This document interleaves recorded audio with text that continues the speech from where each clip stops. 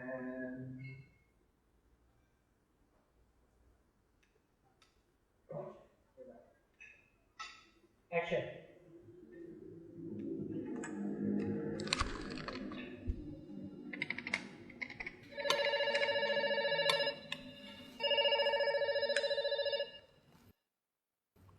Iya.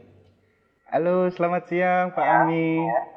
Selamat siang. Iya Pak Ami. Saya perkenalkan, nama saya Dimas dari Bank KRUT Pak. Ada apa Mas Dimas? Boleh minta waktunya 2 menit sebentar aja Pak. Saya ada kabar gembira buat Pak. 2 menit ya, tapi nanti kita gantian ya.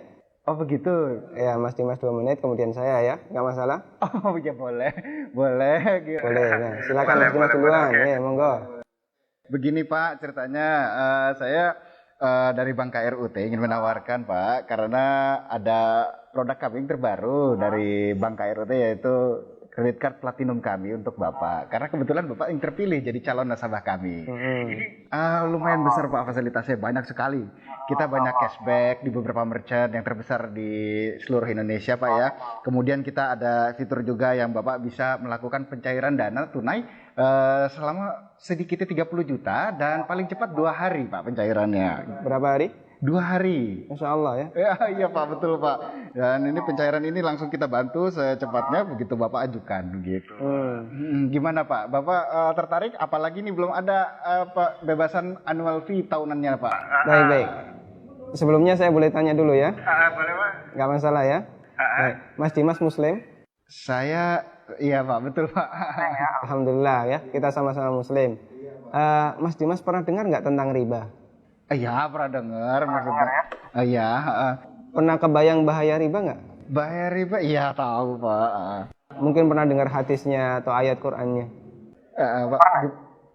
Tapi Pak, Abi bagaimana? Masih tertarik Pak dengan kartu kredit platinum kami Pak? Nanti kita lanjutkan. Saya boleh cerita dulu? Ya, boleh. Ya. Jadi gini Mas Dimas. Coba Mas Dimas bayangkan kalau ada orang yang berzina sama ibunya. Kira-kira respon masyarakat gimana? Semua orang sepakat jelek ya. Gimana? Maksudnya gimana Pak? Kalau misalnya ada orang yang berzina sama ibunya, semua orang akan menganggap dia melakukan perbuatan yang maksiat. Ya bejat itu Pak. Wah, bejat sekali ya. Bejat Pak. Baik, kita sama-sama sepakat untuk itu. Begini, Nabi SAW menyebut bahwasanya riba itu ada 73 pintu. Pintu yang paling ringan, kata Nabi SAW, dosa riba itu seperti berzina sama ibunya Mas. Itu nilai dosa riba yang paling ringan. Coba kalau Anda tadi tawarkan 30 juta, itu berapa nilai ribanya? Ya, tapi kan... Saya lanjutkan boleh? Ya, kita lanjutkan dulu ya. Saya sebutkan, ini ada beberapa fase kehidupan manusia. Orang yang makan riba semuanya mendapatkan azab dari Allah. Pertama, ketika di dunia, orang yang makan riba itu ditantang perang oleh Allah. Coba Mas bayangkan. Kata Allah Subhanahu wa taala, ya ayyuhalladzina amanu taqullaha wa dharu ma baqiya minar riba. Wahai orang yang beriman, bertakwalah kepada Allah dan tinggalkan semua bentuk riba. Fa in lam taf'alu fa'dzanu biharbi minallahi wa rasulih. Kalau kamu masih ngeyel, enggak mau meninggalkan riba, umumkan perang dengan Allah dan Rasulnya. Coba, kalau kita ditantang perang oleh Allah dan Rasulnya, kira-kira ada enggak peluang untuk menang? Enggak ada ya? Ampun Pak. Ini yang pertama. Yang kedua, orang yang mati dalam kondisi membawa dosa riba, makan riba, nanti dia akan dihukum di kuburan dalam bentuk berenang di sungai darah. Masya Allah, berenang di sungai darah. Kata Nabi SAW, beliau pernah menceritakan mimpinya, dan mimpi beliau itu wahyu. Nabi SAW pernah melihat ada orang yang berenang di sungai darah, kemudian di tepi sungai ada orang yang membawa batu. Setiap orang ini berenang menepi dilempari batu ke mulutnya, kemudian balik ke tengah.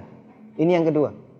Di alam kubur, dia mendapatkan azab berupa berenang di sungai darah. Yang ketiga. Masih ada yang ketiga Pak? Iya. Siap mendengar? Masih sanggup mendengarkan? Iya Pak. Iya, tapi saya lanjutkan ya. Iya Pak. Tapi ketika orang ini dibangkitkan oleh Allah dari alam kubur, dia dibangkitkan dalam kondisi sempoyongan, Mas.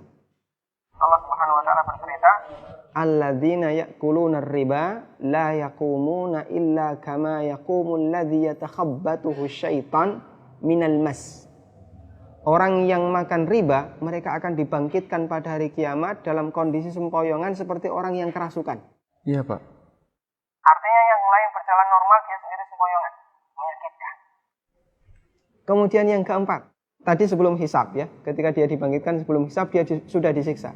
Yang keempat setelah dihisab, orang yang makan riba itu kan makan harta haram ya. Iya, Pak. Makan harta haram, kita sepakat itu. Kalau kemudian daging kita tumbuh dari sesuatu yang haram, berhak nggak dapat surga? Enggak, Pak. Layak nggak dapat surga? Enggak, Pak. Sementara tempat di akhirat cuma ada dua pilihan. Kalau nggak surga, Neraka, Pak. maka kata Nabi SAW, kullu lahmin nabata bin suhtin, setiap daging yang tumbuh dari sesuatu yang haram, kata beliau, annar aulabi. Iya, Pak. Neraka lebih layak baginya. Coba Mas Dimas bisa perhatikan, dalam 4 fase kehidupan orang yang makan riba itu semuanya sengsara. Ketika masih hidup di dunia dia ditantang perang oleh Allah. Ketika mati dia berenang di sungai darah. Iya, Pak. Ketika dibangkitkan dalam kondisi sempoyongan, setelah hisab dia ditempatkan di neraka. Iya, Pak. Masya Allah. Masih ada tawaran yang lain?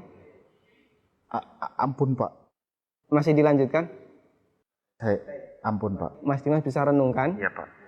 beberapa poin yang tadi saya sampaikan. Iya, Pak. Nanti kalau misalnya ada sesuatu yang belum jelas, tidak masalah, hubungi saya lagi. Iya, Pak. Kita akan lanjutkan diskusi tentang riba. Iya, Pak. Bisa? Bisa, Pak. Ya, terima kasih ya. Assalamualaikum. Waalaikumsalam.